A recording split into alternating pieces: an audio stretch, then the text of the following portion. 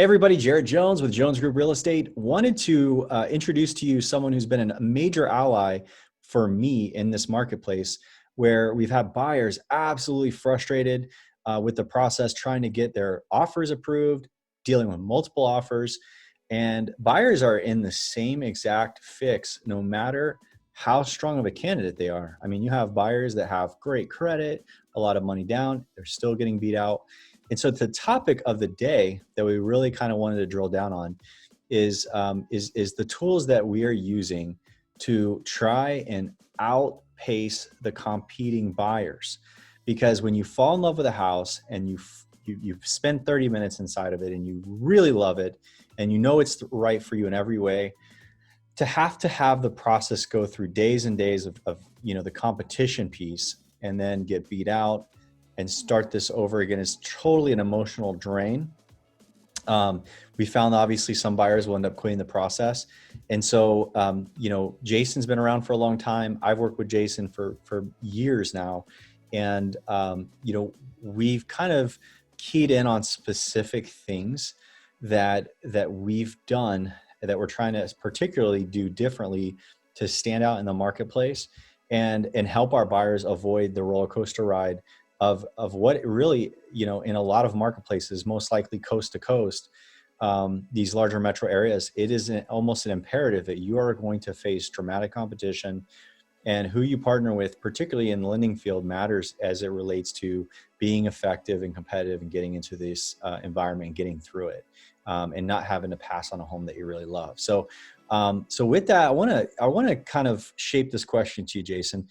I know, passing as we kind of work together with our buyers, there's several things that I know is kind of key that you're able to do a little differently with the programs and things that you're offering that enable us to have a higher level of competitive advantage when it comes to offering tables. So kind of walk me through what you would say, hey, these are some real key areas that we're focused on right now in making sure we're educating buyers and helping them kind of get through this gauntlet of getting an offer accepted. What would you say to that?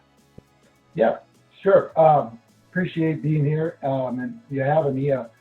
For this type of market, I think the first thing that clients can be aware of or look out for is the difference between a pre-qualification and a pre-approval.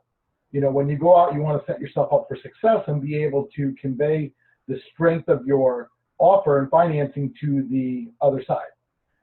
So really quick, just on that, the pre-qualification is a lender, when they speak with the clients initially, just the initial raw information that they give them. Are you employed? How much do you make? What is the range of your credit? How much do you have set aside without verification? That would be a pre-qualification. Then the pre-approval is actually where the lender, they review the documents and the information to verify what you've submitted on your application, the credit report, what's on there, your pay stubs, W-2s, financials, assets, and such. So that would be the first thing that I would look out for. You always want to have a pre-approval to put yourself in the best position to have an offer accepted, but additionally for you yourself to know definitively what finance options are available to you and become educated on those. That's the number one complaint in this industry, is things changing on consumers. Less amount of change will occur when you actually have a full pre-approval. So that would be the first thing. I think where we excel at that is the process that we have for our pre-approval. With most lenders, you're going to have the loan officer, such as myself or his or her team, reviewing those documents that I mentioned, pay stubs, W-2s, bank statements, tax returns, and the team and the loan officer issuing that pre-approval to the customer, which is great. A lot of good loan officers out there. I've done this for 16 or 17 years, so myself and my team have a great understanding, obviously, of guidelines and calculating income and such. However, we're not the final decision maker. That's always the underwriter. So where I think a lot of consumers run into frustrating situations and miss out on opportunity is with most banks, where your loan actually isn't reviewed into an underwriter until you're in contract. It's a bit backwards. So we actually do all the heavy lifting upfront. And there's several benefits to that, but in our pre-approval process, we have our underwriters, not only our team, but our underwriters going through those files, asking additional questions to make sure without a question of a doubt that when you go to write that offer, your offer is as good as cash. That's probably one of the strongest benefits that we can provide to our clients, and helping you and guiding them and writing those offers. Real quick follow-up, okay? The two most common things that I hear from buyers as it relates to this part of the process, because I hear you saying, like, there's a difference between pre-qualification, pre-approval, and buyers glaze over at this particular point. They're like, constantly, I hear people in the marketplace, even though we know that it's in their best interest to do this, they say to me two things. I want to find a house first. And number two, I want to protect my credit against the hits of actually that will happen when they talk to a lender. So to me, on the front lines, I think I hear this from buyers more commonly. And the marketplace, I'm sitting there thinking to myself, like, I don't care if you're 7 months away from wanting to buy a house. If you're going to do it, call the lender straight away, get a plan in place, because this is not always an overnight thing. In fact, it's never an overnight thing in most cases. I'm not trying to add strenuousness to it. It is much simpler with you than it is with probably a ton of other people that I've worked with. But at the same time, that you know, last minute is always a danger for a buyer in ways they haven't even thought about. Buyers can have their earnest money deposit, which is their $5,000 good faith deposit, or whatever it is they put down to secure the house, can be in jeopardy because they have gotten into the game too late. Okay. So like, in just looking out for the buyer, like, it's not an event, it's a process, and there's a difference, and it's going to take a series of things coming into play, and it's in your best interest to get those checkups. But what would you say to a buyer that says, you know what, like, I just don't want the credit hits, or I want to find a house first? And like, the second question is, what's behind that when we constantly hear buyers saying, I want to find a house first, I don't want to get my credit pulled?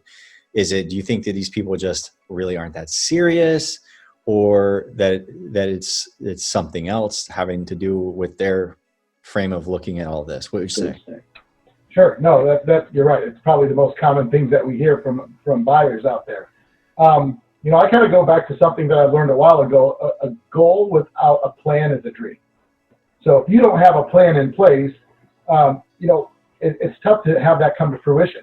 So you always got to start with a plan, which, again, in this case, it becomes an application. Now, the fear of having credit pulled, the negative stigma behind that, I think comes from just in general in the industry out there, knowing if I apply for a credit card, how it can impact my credit score, not wanting it to drop. You know, there are certain things in place for mortgage inquiries, auto inquiries, and student loan inquiries that I think consumers aren't as educated on, and the information is not as widely out there as it should be. So they allow consumers, for this specific reason, to have their credit run, to enable them to be able to, one, not just find out what you can qualify for, but secondly, to find out who is able to offer you the best financing, because from one lender to the next, you could be offered a different interest rate, you could be approved or denied. There's a number of different things that could change from one bank to the next, but additionally, for you to be able to shop and get a comparable or competitive offer from multiple banks, the credit bureaus allow for mortgage inquiries for you to have, once you have your first inquiry pulled, to have a number of inquiries from other lenders, and only one of those inquiries will ultimately impact your score, and it will not impact your score until after 30 days.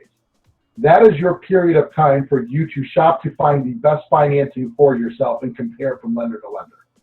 So it's not going to initially drop your score, which is the big part. Secondly, it's not, again, going to hit the credit for at least 30 days. Now, the good part about that is every mortgage lender's credit report is good for 120 days. So you might be 2 or 3 months out. The credit report we pull today will not need to be repulled. So even after that 30-day window is passed, the average drop in credit from that one inquiry is typically 2 to 10 points. Even with that being considered, your credit for the sake of your purchase is not going to be impacted where you'll obtain a lower rate because of the inquiries. So that would be my thoughts on the credit side of things. And again, waiting off till you find that perfect home, to touch on that. You know, in this market, how competitive it is. So if you're not prepared and able to relay the strength of the offer to the listing agent and them in turn the seller, that home more than likely will pass you by. You don't want to learn the hard way when it comes to that, but listing agents these days, they want to know how qualified the borrower is. A lot of times that can be with a cross-qualification, which means they want to speak to your lender to find out what qualifications you have. They're going to ask for a pre-approval letter.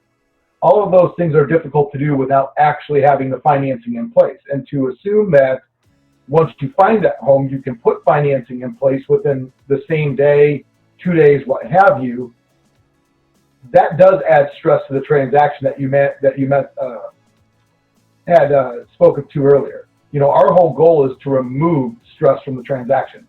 Having a goal in place and being prepared for that is what will remove stress from inherently somewhat of a stressful, transaction in purchasing a home. There's just inherent stress involved. We try to minimize that as much as possible. Awesome, man. So do this. Let's kind of walk me through, maybe even kind of in a rapid fire process of what would you say are some finer points of things that you would say would enable a buyer to be more competitive in multiple offer situation, besides, which is a great step. And I don't want to, let me not walk away from one piece of what you've said already, which is super key, is in the pre-approval process versus pre-qualification, right? If you take the larger step and not just have a simple quick look from a lender, but you actually have a lender run in detail your financial history and make sure that they get you a very good look to make sure that they're like, look, and as long as nothing changes, you're in really good shape as far as we're concerned, it's giving you financing. One of the things, and I don't want to step in front of you on something that might be a later point for you, but one of the things I'll tell you as a buyer, if you're out there looking to try to put offers on property and you run into a competitive situation, if you are able to remove your finance contingency in the offer, you're going to do yourself, you definitely will stand out, okay? By that alone, there's a high chance that the rest of the field is all using financing. And there's a high chance that every single one of them have what's called a finance contingency, which tells the seller that the buyer wants to protect their earnest money deposit in the instance that their loan is denied. It means that the buyer that comes out and says, I do not want the shield of a finance contingency, stands out as saying, I have massive confidence that I'm going to be just fine. Now, no lender, even with a pre-approval, can guarantee everything's going to, go through, because you might lose your job, right? But if you were to really put all the chips down and pedal down on winning an offer in a competitive environment, then you'd remove finance contingency. And I would tell you, like, if I had a guy like Jason in my corner and he had already gone through my file and said, look, we've got pre-approval ready for you, that I would be in a position where I wouldn't lack confidence putting a $5,000 or $10,000 earnest money deposit on the line with a finance contingency, because I know, like, I didn't just cut the corner and not give them very much. And at that point, you're straight gambling, right? You're just in a different field if you're doing, you're taking risks of just having your credit pulled by a lender and thinking you're okay. And then you're at a position at the negotiating table where you cannot make some aggressive plays to win a house you really love, at least not doing without potentially putting a lot of your cash on the line in case something goes wrong. Because that's going to be, I would tell you, that's one of the outliers of a strong lender to buyer agent relationship, and particular buyer having the right partnership in this to win an offer situation. That's going to be one of the biggest ones that I could claim. But Jason, kind of walk me through some of the other things that you would say would play to competitive features when we're working with you that we can actually get away with in this crazy market we're in. Yeah, sure. No, and I agree. Contingency time is huge. That's a big part of it. And one of the ways that we do work with our agents and buyers on strengthening their offer. Because we do business the way that we do, because of the heavy lifting done up front, the measure twice, cut once, we're able to give them that confidence. Some of the other things that play a role into our process that help and give advantage to our buyers is the ability to close a standard 30-day escrow in as little as 10 days.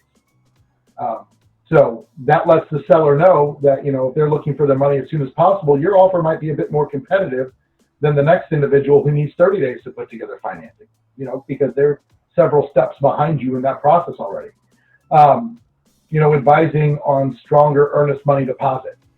Again, that goes back to showing strength of your file, like you'd mentioned, $5,000 to $7,000, and having confidence that your lender has put in the work, done the due diligence, you've worked with them in providing the documentation they need to do their job at a high level, to relay that and be certain that there's not going to be a question of a doubt the loan will close, assuming there are no issues with the property itself. That should be the only intangible at that point in time.